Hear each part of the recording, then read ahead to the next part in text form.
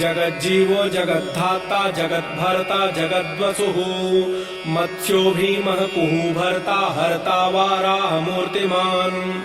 नारायणो हृषीकेशो गोविन्दो गरुडध्वजः गोकुलेन्द्रो महाचन्द्रः शर्वरी प्रियकारकः कमलामुखलोलाक्षः पुण्डरीकशुभावः दुर्वासाः कपिलो भौमः सिन्धुसारङ्गसङ्गमः गोविन्दो गोपतिर्गोत्रः कालिन्दी प्रेमपूर्वकः गोपस्वामी गोकुलेन्द्रो गोवर्धनवरप्रदः नन्दादिगोकुलत्राता दाता दारिद्र्यभञ्जनः सर्वमङ्गलदाता च सर्वकामप्रदायकः आदिकर्ता महीभर्ता सर्वसागरसिन्धुजः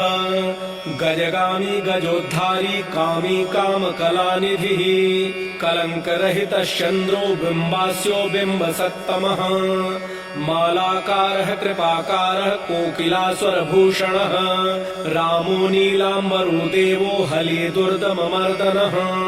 सहस्राक्षपुरीभेत्ता महामारी विनाशनः शिवः शिवतमो भेत्ता बालारातिप्रपूजकः कुमारी वरदायी च वर्ण्यो मीनकेतनः नरो नारायणो धीरो राधापतिरुदारधीः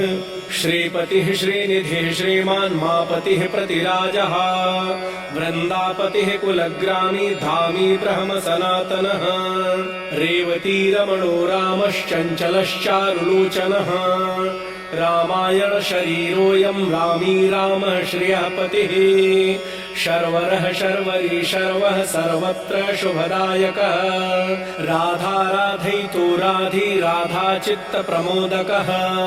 राधारति सुखोपेतो राधामोहन तत्परः।